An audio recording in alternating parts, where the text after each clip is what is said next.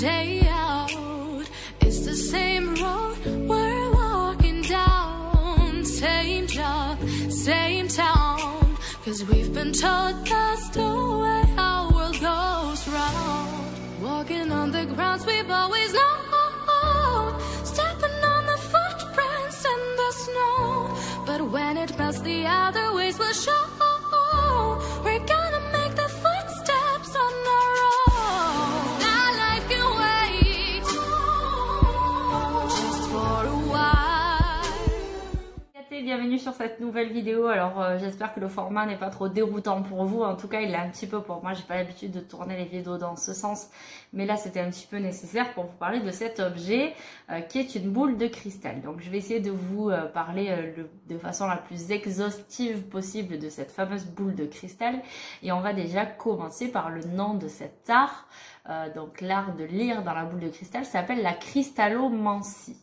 À la base, il faut savoir que la cristallomancie, ce n'était pas spécialement l'art de lire dans les boules de cristal, ça c'est venu bien plus tard. En fait, à la base, la cristallomancie, c'était l'art de lire dans une matière cristalline. Donc ça pouvait être dans l'eau, ça pouvait être parfois même dans la flamme. Mais alors c'est pas tellement cristallin, mais en fait c'est plutôt l'effet lueur dans laquelle on peut imaginer des choses parce que les flammes bougent et puis on peut voir des scènes, etc. Puis les flammes, elles vont changer de couleur. Des fois, elles vont être orangées, des fois jaunes, des fois blanches, des fois bleues en fonction de la... voire verte en fonction de la teneur en oxygène, etc. de l'air et puis de la température du feu. Donc bon, bref, voilà, ça faisait partie de la cristallomancie. On pouvait aussi utiliser un miroir. Vous savez, bah, la fameuse méchante reine dans Blanche-Neige, voilà, ben, elle utilisait un miroir, hein. Miroir, mon beau miroir, dis-moi qui est la plus belle. Eh bien, elle faisait de la cristallomancie, vous voyez. Ensuite, on pouvait utiliser aussi, il fut un temps, des épées. Donc, le fait de pouvoir voir son reflet dans la lame de l'épée pouvait aussi être utilisé en cristallomancie. Bref, tout ce qui pouvait être reflétant et cristallin, pardon, pouvait être utilisé en cristallomancie. Puis bien plus tard est arrivée la fameuse boule de cristal. Alors, pour la petite explication importante, je trouve. Quand on parle de boule de cristal, on peut s'imaginer, si vous aimez un petit peu la lithothérapie, que vous vous intéressez à la minéralogie, etc., on peut avoir tendance à imaginer que la boule de cristal est faite d'un cristal minéral naturel. C'est pas le cas. La boule de cristal, c'est du cristal synthétique, c'est-à-dire c'est pas du cristal de roche que l'on va pouvoir trouver dans des gisements, c'est bien du cristal fait à la main, c'est-à-dire de la silice, du sable, qui est chauffé à haute température, qui est fondu et qui est transformé en verre. Donc en fait, le cristal, c'est du verre. Sauf que dans ce verre, pour lui donner cet aspect cristallin, on va y rajouter certains métaux. Alors que je vous dise pas de bêtises, mais il me semble que c'est du peut-être du mercure ou quelque chose comme ça. Bref, c'est un métaux lourd, des métaux lourds qu'on va avoir tendance à rajouter dans le verre pour lui conférer cet aspect cristallin. Voilà, c'est pas juste une simple boule en verre basique. Voilà, on y rajoute des métaux à l'intérieur. Bref, donc voilà, vous savez que la boule de cristal n'est pas faite de cristal de roche comme on pourrait peut-être se l'imaginer, mais c'est bien du verre. Voilà, donc ça, c'est un premier point que je voulais aborder. Ensuite, je voulais aussi vous parler des mythes autour de la boule de cristal et de son utilisation. Alors, vous avez peut-être déjà entendu des histoires de boules de cristal, de la fameuse gitane qui lit dans sa boule de cristal. On a souvent cette image-là d'ailleurs à la télé d'une gitane avec son châle sur la tête, ses habits d'Igane et puis sa boule de cristal dans sa roulotte. Voilà, c'est vraiment l'image qu'on donne de la liseuse de Bonaventure, mais c'est pas réservé que aux gitans. Et heureusement d'ailleurs, tout le monde peut utiliser ça, voilà. C'est un art exactement comme la cartomancie qui n'est pas réservé à certaines personnes. tout le monde peut pratiquer, donc il n'y a pas de problème là-dessus, mais j'aime bien vraiment cette image de liseuse de bonne aventure avec l'image de la gitane, quoi, qui fait ça. Mais c'est pas spécialement réservé aux gitans. Et du coup, vous avez toute une espèce de folklore autour de la boule de cristal où on vous dit de ne pas pratiquer le dimanche, de pratiquer à minuit, d'être dans un environnement sombre, éclairé à la bougie, voilà. Enfin, vous avez tout ce folklore en fait. Alors, soit vous décidez de travailler en boule de cristal, en cristallomancie avec ce folklore et du coup vous pouvez utiliser tout ce cérémonial finalement qui est autour de la cristallomancie, donc faire ça le soir, pas forcément à minuit, mais si vous voulez vous pouvez faire à minuit, vous éclairer à la bougie, être dans un endroit cocooning, sombre, voilà, mais cocooning ne rime pas toujours avec sombre, vous voyez, on peut être dans un endroit cocooning qui est soit très lumineux, dans lequel on se sente bien. Donc ça, c'est à vous de voir ce que vous souhaitez, ce que vous préférez pour pratiquer cet art si vous désirez essayer. Les boules de cristal, vous allez aussi les trouver dans certains magasins de minéraux. Il en est, on va y arriver. Il en existe à la vente chez Cultura, mais je pense qu'elles sont plus petites que la mienne. La mienne n'est pas très grosse, mais elle est de taille quand même assez raisonnable, assez conséquente pour travailler. Chez Cultura, je sais que même ils vendent le coffret, mais je pense que la boule de cristal, elle doit être toute tricky. Donc voilà, c'est dommage. Après, si c'est juste pour essayer, oui, n'investissez pas dans une boule de cristal qui coûte très très cher. Voyez, pour la maintenir, moi j'ai un simple anneau de rideau. D'ailleurs, je devais faire en pâte Fimo des supports pour ma boule de cristal et puis pour mes œufs en pierre. Mais bon, bref, voilà. Un anneau, ça suffit. Ça tient très très bien, pas de problème. Alors, pour continuer dans ce folklore, la boule de cristal, on est censé l'utiliser sur un tapis noir. Donc, j'ai décidé de jouer le jeu pour la vidéo et de mettre un tapis noir en dessous. Et ensuite, on va en arriver du coup à la façon dont on va lire les fameuses informations de cette boule de cristal. Alors, pour continuer à aller dans cette histoire de folklore, on va vous demander de vous mettre dans un état quasi hypnotique, donc faire une méditation. Aujourd'hui, on appelle ça de la méditation pour vous mettre en mode alpha. Mais à l'époque, on parlait de faire le vide, de se concentrer. Voilà, mais en fait, c'est simplement de se mettre dans un état méditatif, un état vous allez être vraiment fixé sur votre objectif qui est de lire ce qui se passe dans la boule et de ne pas être happé par tout ce qui va se passer autour. Bref. Du coup, voilà, on a posé notre cadre. La nappe noire, tout le tralala, le folklore avec les bougies, les ci, les là. Maintenant, qu'est-ce qui se passe concrètement? Alors, le plus généralement possible, on va essayer de se concentrer sur l'intérieur de la boule en imaginant qu'on arrive à voir exactement au centre de cette boule, d'accord? Comme si on prenait le point central. Et on va se concentrer dessus. Et en fait, on va commencer à voir une espèce de turpitude, donc une espèce de nuage, de trouble au centre de notre boule. Et on va passer les mains au-dessus. Alors, vous connaissez aussi ça fait partie du folklore, de passer les mains autour de sa boule, etc.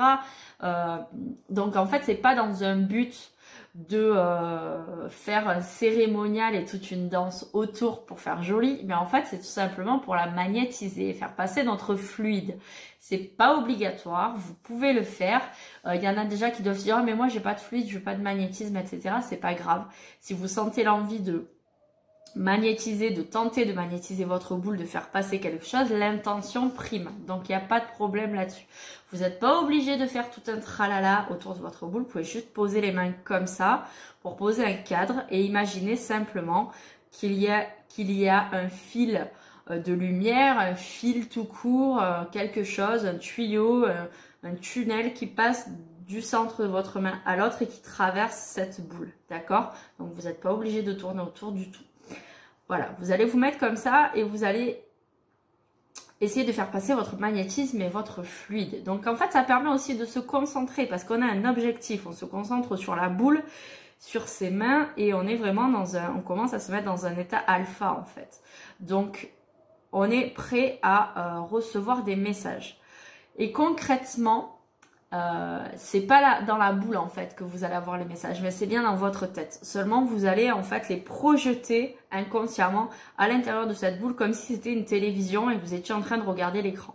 Donc ça vous donne vraiment un support physique pour capter vos ressentis, d'accord? C'est vraiment très intéressant pour ça la cristallomancie.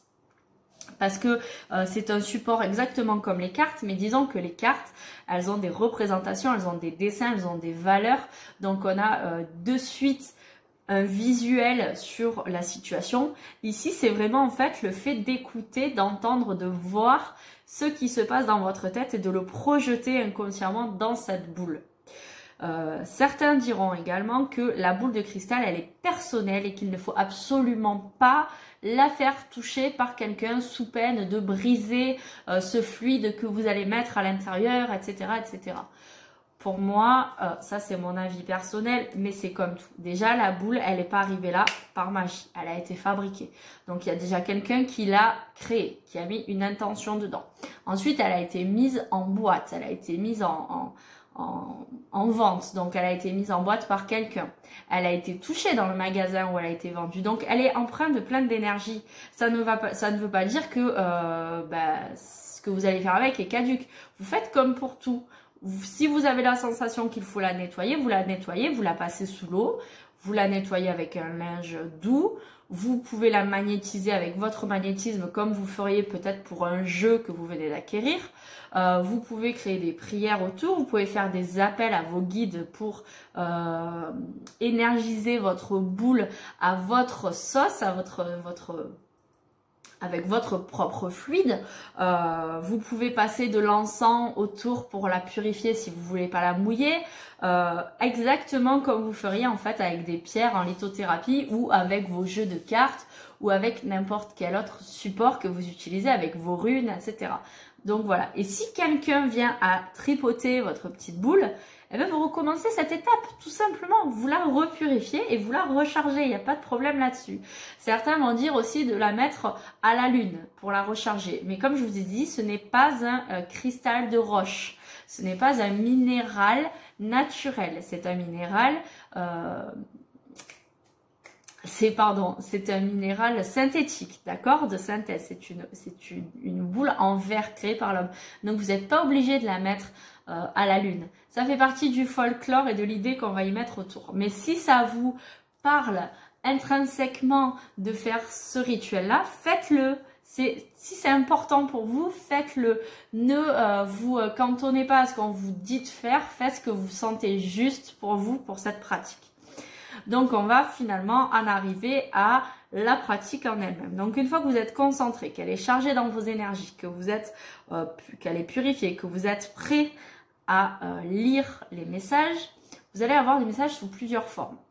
Soit vous allez avoir directement des scénettes qui vont se représenter à l'intérieur de votre boule. Donc, vous allez voir des personnes, des situations. Vous allez directement voir ce fameux film à l'intérieur de votre boule et vous allez pouvoir interpréter ce que vous voyez. Exactement comme si vous regardiez la télé avec quelqu'un qui serait aveugle et à qui il faudrait décrire ce que vous voyez, d'accord? Eh bien, c'est exactement pareil. En face de vous, vous avez quelqu'un qui est entre guillemets aveugle, qui ne voit pas la scénette. Vous la voyez, il va falloir lui décrire. C'est le principe en fait des arts divinatoires, de faire passer un message. Soit vous allez voir cette espèce de fumée à l'intérieur. Qu'est-ce qu'on va en interpréter? Qu'est-ce qui va en ressortir de cette fumée? Alors, je me suis pris des petites notes pour essayer de vous faire quelque chose, comme je vous disais au début, d'exhaustif. Donc, si ce brouillard ou cette fumée, en fait, vous avez l'impression qu'elle est aspirée vers le bas, c'est que les événements à venir vont être négatifs, ne vont pas avoir lieu, que ça va foirer, que ça va être négatif, que ça va pas être bon, que voilà, ça va pas se faire. C'est le négatif. Maintenant, si vous avez la sensation que votre fumée monte, est aspirée vers le ciel, là c'est positif, d'accord? C'est l'émergence de la situation qui est positive, d'accord? C'est facile à retenir, c'est vraiment très très simple. Ensuite, si votre fumée, votre turpitude là tourne, donc c'est de droite à gauche donc de droite à gauche, donc dans le sens des aiguilles d'une montre, on va plutôt vous parler de quelque chose de spirituel ou de sentimental, d'accord? Ça fait partie de son être profond. C'est quelque chose de plus spirituel, voilà, sentimental, de plus personnel, émotionnel.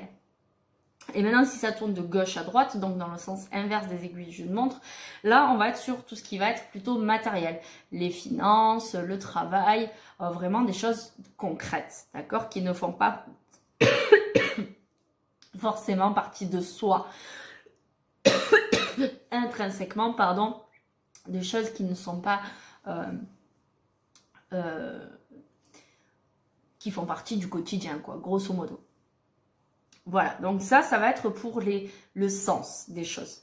Maintenant, vous allez pouvoir voir ce nuage coloré, ou des taches de couleur, ou des sensations de couleur. Donc là, on va être dans la représentation des couleurs. Donc par exemple, le jaune, vous savez, on dit souvent, si on t'offre des roses jaunes, c'est que la personne te trompe, ou qu'il y a de la jalousie. Je pense au tarot persan d'Indira, où il y a la panthère noire qui est sur un fond jaune, c'est la jalousie. Je pense au l'oracle G, où on a le serpent qui est aussi, me semble-t-il, sur un fond jaune, ou le serpent jaune, je ne sais plus. Voilà, pareil, c'est la jalousie. Donc la jalousie, la tromperie. Donc si vous avez du jaune qui paraît dans votre boule, vous êtes sur un côté tromperie, jalousie, voilà, on est là-dedans. Si vous avez du noir qui paraît, vraiment du noir, pas du gris, mais du noir, on va être sur quelque chose de négatif, un mauvais présage. Ça peut signifier une mort, ça peut signifier un projet qui ne se fait pas, qui est raté. On est vraiment sur des ennuis, hein. Ensuite, le blanc, là, on va être dans le positif, dans tout ce qui va être les présages positifs. C'est bon, c'est bien, ça va aller, il y a du changement en positif. Ensuite, on a le bleu, donc là, on est l'intelligence. Voilà, intelligence, maturité. Et c'est tout le côté aussi spirituel, d'accord? Le bleu, c'est l'esprit, donc on va vous parler d'esprit, on va vous parler de changement spirituel. Ensuite, on a le orange, là, c'est l'amitié. Qui se termine, on dit que c'est des amitiés qui se rompent, et aussi les biens matériels qui sont perdus, donc c'est pas très positif, mais c'est un présage. Et l'avantage, c'est que lorsqu'on vous annonce ce genre d'événement, vu que vous avez déjà une longueur d'avance parce que vous savez que ça va arriver, c'est pas immuable, du coup vous allez pouvoir essayer d'arrondir les angles et d'arranger ça. C'est pas dit que ça s'arrange, mais ça peut déjà au moins vous permettre d'anticiper. Ensuite, on a le rouge. Donc là, on vous dit avertissement, accident, chagrin, solitude, maladie, problème de santé. Bon, donc c'est pas très cool. Le rouge, j'aurais préféré vous annoncer la passion, l'amour, mais c'est pas du tout le cas. Donc voilà, le rouge, c'est le feu rouge, c'est warning, attention, il y a des choses pas très bonnes qui arrivent. Et le violet, on a une réponse positive, favorable à une question qui vous est posée. Donc, ça peut être du coup le violet, ça peut être la fumée qui tourne dans le sens des aiguilles d'une montre, ça peut être aussi du blanc, mais en fait, disons que la différence entre le violet et le blanc, c'est que le violet, ça va être une réponse positive. Le blanc, ça va être un présage positif, c'est-à-dire c'est différent. On va vous annoncer des événements bons pour vous. Le violet, c'est la réponse oui, tout simplement. Vous voyez un petit peu la nuance, c'est très léger, mais d'un côté, on est sur une réponse oui, et sur l'autre, on est sur un événement positif. Et ensuite, vous pouvez aussi voir directement des animaux, des formes qui se font. Donc, pas voir un animal directement, mais voir une forme d'animal.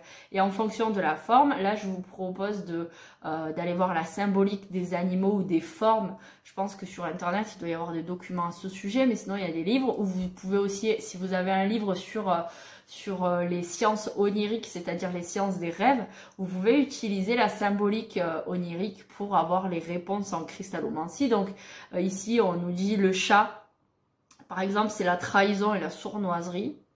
Je suis pas trop d'accord avec ça. L'éléphant, c'est la naissance. Je suis pas trop d'accord avec ça non plus. C'est plutôt, à mon sens, l'éléphant, ça peut représenter beaucoup de choses. Après, c'est à vous aussi de voir ce que vous voulez donner. pour moi, l'éléphant, c'est un animal qui est massif, qui en impose, mais qui est très doux. Enfin, très doux. Faut pas l'énerver parce que il peut être mortel, mais c'est un animal, on en a une image, enfin moi perso, d'un animal qui est doux, qui est bizarrement gracieux alors que c'est un animal qui est très imposant. Vous voyez, donc j'ai pas tout à fait cette image de naissance. Voilà, j'ai la sensation d'un animal qui sait d'où il vient parce qu'il a une mémoire folle, donc il se souvient de son passé et il s'en sert. Voilà, pour éviter certains pièges, pour retrouver son chemin, pour amener sa famille en sécurité au fil des saisons en fonction de la sécheresse, etc. Donc voilà, j'ai vraiment une image un peu plus complète que cette idée de juste naissance. Après l'hirondelle, ici on vous dit retour d'une personne, l'araignée, déception amoureuse. Voilà, l'araignée, après c'est toujours pareil. Avec l'oracle G notamment, vous aurez peut-être une symbolique de l'araignée un peu plus étoffée. Mais après, ça va dépendre vraiment de vous et de votre ressenti. Et vous n'êtes pas obligé de suivre ce genre de convention. Vous pouvez utiliser les vôtres. C'est-à-dire que ce soit pour la purification, le chargement, le cérémonial autour, vous pouvez faire ce que vous voulez. L'essentiel, c'est que vous soyez en accord avec ça. Et pour la lecture, c'est pareil. Si vous avez des symboles, que vous êtes plutôt dans le monde des animaux, vous pouvez utiliser vos propres symboliques pour les animaux. Si vous êtes dans les couleurs, vous pouvez utiliser votre propre symbolique pour les couleurs. Là, on s'est arrêté au blanc, bleu, noir, jaune, orange, rouge et violet, mais vous pouvez y voir du vert, vous donner une notion d'espoir, de nature, voilà, ça peut être de guérison. Vous pouvez utiliser le rouge plutôt dans la passion, si vous voulez pas l'utiliser dans l'avertissement, et plutôt utiliser le jaune dans le orange dans l'avertissement. Vous voyez, enfin vraiment, le jaune lui donner le côté la joie, l'espoir, l'argent, enfin voilà. C'est comme vous voulez, l'essentiel c'est que ça vous parle. Mais la cristallomancie, c'est un art qui est très ancien mais plutôt oublié aujourd'hui, c'est pas tellement à la mode, et lorsque les personnes ont des boules de cristal, c'est plutôt pour le côté décoration, le côté aspect sorcière ou divination, le côté un peu la gitane qui lit la bonne aventure, mais c'est pas tellement pour travailler avec, et pourtant c'est un super outil pour travailler parce que ça va vraiment vous permettre de vous concentrer et vraiment de voir et d'écouter ce qu'il y a à l'intérieur de vous, de le projeter simplement sur un écran au lieu que ce soit l'écran intérieur, c'est un écran extérieur, et voilà. Donc c'est un superbe art. J'espère que cette petite vidéo vous aura plu, grande vidéo même, mais je pense qu'il y avait tellement de choses à dire que c'était quand même nécessaire. Vous me direz si vous pratiquez cet art, si vous connaissiez, qui a déjà pratiqué autour de vous, parce que peut-être que vous avez découvert ça par le biais de quelqu'un de votre entourage. Voilà, j'espère que ça vous aura plu, et je vous dis à très bientôt pour une autre mancie. Voilà, je vous ferai peut-être la séromancie, ou je ne sais pas, on verra. Voilà, je vous fais de gros bisous et je vous dis à bientôt pour une nouvelle vidéo.